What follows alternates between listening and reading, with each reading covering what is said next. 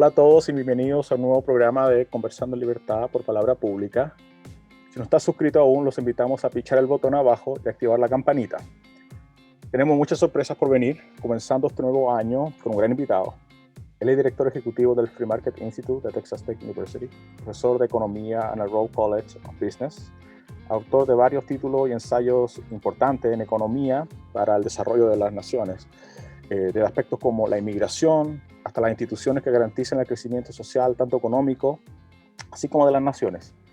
Entonces le damos una bienvenida al doctor Benjamin Powell. Profesor Powell, welcome back to Palabra Pública. Oh, buenos días. Buenos días.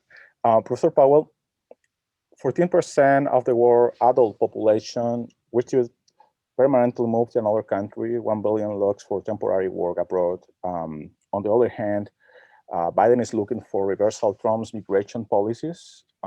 Immigration had always been everywhere a matter of controversy and passionate debates in media, among politicians, and within general population actually. And in the economic of migration, you say that the debate is often conducted in ignorance about the amount of researchers about this topic. It sounds logic to think we have to acknowledge that research first, and then from there start the debate. That's why it's so surprising, at least for me, to hear about such ignorance about this topic. So then we see the emergence of popular fallacies that seems to ignore empirical evidence, impose of favor bias belief. So for example, in Chile, for a couple of years, and I'm sure it happened everywhere, it's rising hostile feelings towards individuals that wish to move from one nation to another in search for better life, as well as better opportunity. Immigrants take high risk and uncertainties in their trips, but on the other hand, locals tend to worry and live some social distress in the political environment, feelings that immigrants steal our jobs, and therefore harming them and the country's standard of living. So from an economist's perspective, if so, what does the empirical evidence suggest about immigration and economic growth? Sure. So it's not just empirical evidence, but also economic theory. And the book that you brought up there, the reason I put it together is I've been working on this issue for well over a decade. And it's interesting to me because I give lots of public lectures or do media talks and such. And the discourse in the public versus the discourse in scholarly debate is just radically different. And it's not that all scholars will agree with me or the positions I take on immigration. It's that the ways in which we disagree and the things we disagree about are very different than what you hear in the general public. Mm-hmm. So, and that's particularly true when it comes to the narrowly economic myths. So the idea that immigrants will steal our jobs on net. No serious economist or social science studying this makes that claim. When immigrants come to an economy, they will take some particular jobs, but then natives get reemployed doing other jobs. Immigration changes the mix of jobs done by the native born versus the immigrant, just like international trade in goods and services does, but does nothing to alter the total number of people who are going to be employed. Unfortunately, people only see part of it. They see an immigrant performing a job that used to be performed by a native born person and say, they took the job. What they don't see is the job that was created because the immigrant freed up domestic labor to do something else, or because they demanded goods and services themselves that somebody else then has to work to provide. So that's one popular myth that's way out of line with economic research. The other is about wages then. Well, just supply and demand. You're an economist, you increase the supply of labor with immigration. Must that push down wages?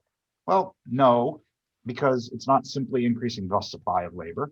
It also increases demand for labor, which will then provide jobs and push up wages. But it's also the case that immigrants and domestic people aren't perfect substitutes for each other. As long as the immigrants coming have different skills than the native born, and that doesn't mean just high skills, different skills can be low skilled as well, then they don't necessarily substitute for domestic workers. They kind of complement them. They free them up to do what they're better suited to, or in econ speak, what's in their comparative advantage. So then when economists study wages, what do they find? That for most people in the United States, when more immigrants come, it doesn't push down wages. For somebody, then pushes up wages. To find a negative effect, it has to be those domestic workers whose skills are most similar to the immigrants coming in. So where people will find this most is looking at high school dropouts in the United States with low-skilled immigrants. But even here, the effect isn't very big. Somewhere between maybe -8% and maybe not at all, maybe slightly positive for them. And it doesn't last very long. Within a couple of years at most, the native wages have recovered. And that's because simply being, quote, unskilled isn't the same either. One big skill difference between a new unskilled immigrant and a high school dropout in the United States is, English language skills. So it's another reshuffling of employment there. So when I hear like the debate in the public, it's a lot of things like, oh, they'll steal our jobs, they'll make us poorer, they'll push down our wages. No, no, no. And when economists look at what happens to the overall economy, it's not so much economic growth as it is standard of living. Income levels go up massively with immigration. Because human creativity is kind of the ultimate resource, and much of it is trapped in parts of the world where they can't make full use of their facilities. When they move to a place that's got a better rule of law, better security of property rights, greater economic freedoms, they're better able to realize their talents and create wealth for others, which raises their wages, but makes those they serve better off too. Mm-hmm. Ignacio?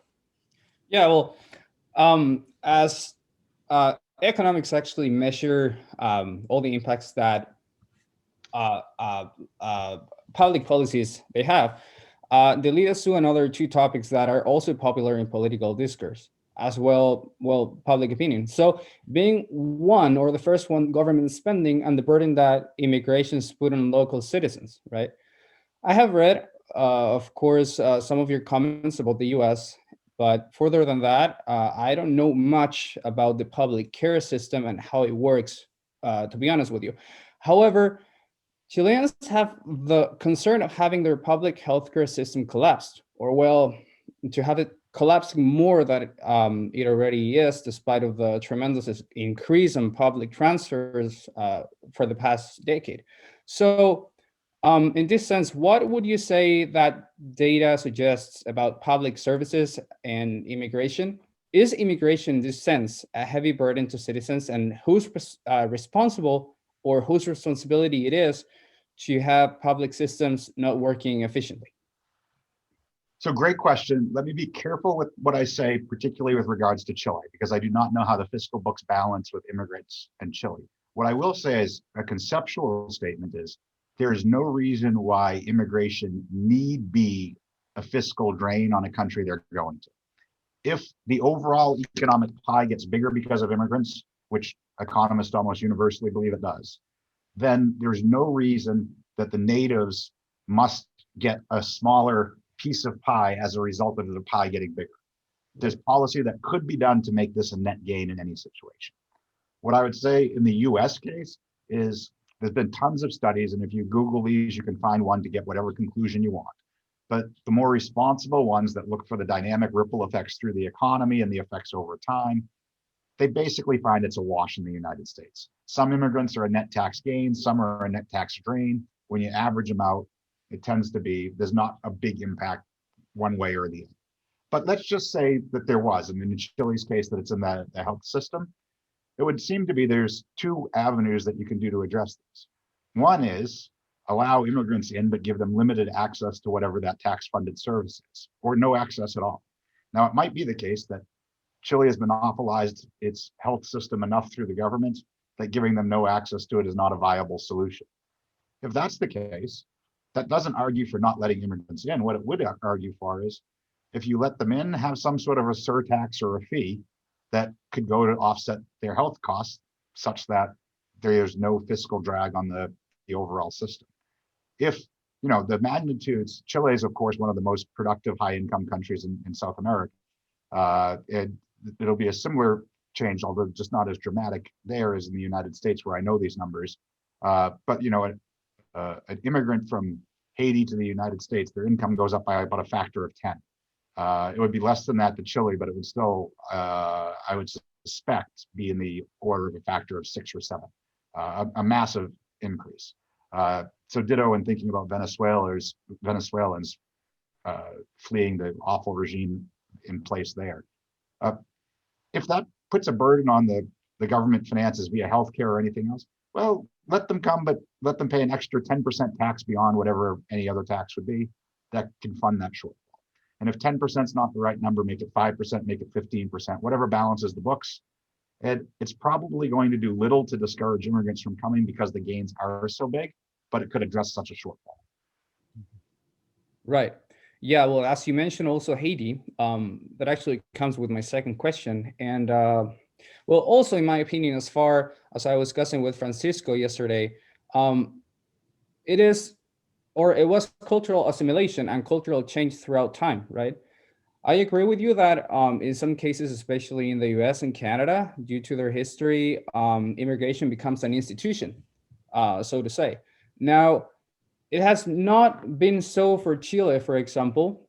And there's a sensation for what I can read in social media or sometimes after conversations with peers, especially from previous generations, that there is a concern that immigrants are coming over to change everything. Nothing will be the same, or things as this is not our country anymore.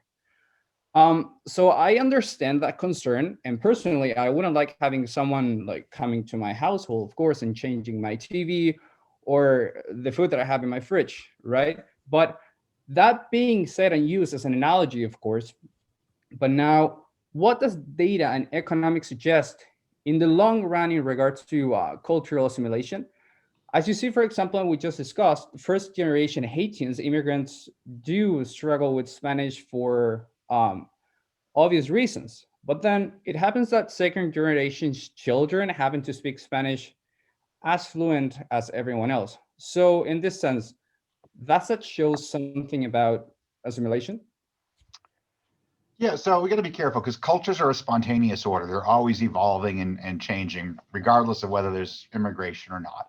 And immigrants are going to impact some things that you see as your cultural environment. Now, they won't come to your refrigerator and change the food that's in it. Yeah, right. It will change the food that's in some of the restaurants in your neighborhood as it caters to new tastes that come in and these things evolve. And that's a type of cultural change that I think you do see with immigration. But it's not one that undermines our productivity in any sense. So I've just published a new book, not the one that you guys had, but this one here, Wretched Refuse, The Political Economy of Immigration and Institutions. It's a particular type of cultural change that we're looking for here. And that's immigrants predominantly come from less productive countries with dysfunctional economic systems. Places where economic freedoms are limited, property rights are not well defined and enforced, where there's not a very good degree of the rule of law, where there's corruption. And if they bring the cultural norms that are responsible, at least in part, for those institutions being there, well, then that could drag down the productivity of not just them in the destination country, but the native-born citizens in that destination country too. So what we do is we systematically look around the world for evidence of this, and we don't find it. Quite the contrary, we find that usually immigrants either have no effect on these things that are related to our productivity, or they might even improve them in many instances. Because this isn't explicit in the empirics of the book, but I think the logic is there. There's a bit of a selection bias of who moves. When Cuban immigrants flee Cuba, then come to South Florida, they don't want to recreate Cuban socialism. Neither do Venezuelans fleeing Maduro's regime want to create that where they end up. And often they might even have more radical pro-freedom, pro-free market views than populations in destination countries. So that's not saying that it wouldn't ever change institutions. It's saying it wouldn't change them in a way that would drag down productivity, that would then evaporate the economic gains. But that's not to say that other cultural goods in terms of television shows that are on or languages that are used or other won't change in response to immigration. They probably do. And some countries are better at assimilating immigrants than others. And I think you're right that the United States, similarly Canada, are places that are relatively good at this. I do think that when you look at it more broadly, like Europe's having more of a problem integrating refugees and immigrants from the Middle East and North Africa. I don't think it's so much the nature of the immigrants themselves as it is the economic policies in Europe that make it really hard to integrate into a labor market. And when you don't get economic integration and labor market integration, then you get much more cultural enclaving and other problems associated. I think a more flexible labor market in America makes it easier. I can't speak to how well Chile fits on that. Yeah. Our last question is a little bit what you have been talking through all these questions, especially the first one, about how immigration affects local workers. So the introduction of this book we are talking about today, the economic of immigration, you said that economists estimate that the complete removal of immigration restriction to wealthy countries could add roughly from 50 to 150 trillions to the world's economy. And that's really good news. But from the perspective of the effect of international labor mobility and the local market receiving those international workers, some of them still freshman workers. Therefore, I will close today. I want to make the follow-up question is, what are the effects of workers with different degrees of human capital, some of them whose work are human capital intensive and others workers whose jobs are not? So what is the optimal policy to better off the country as well as workers already working on the local industry? What is the trade-off here? Does it make sense? Conceptually, it makes sense, but I've got no answer for you. Or I've got a conceptual answer for you that's not a point estimate.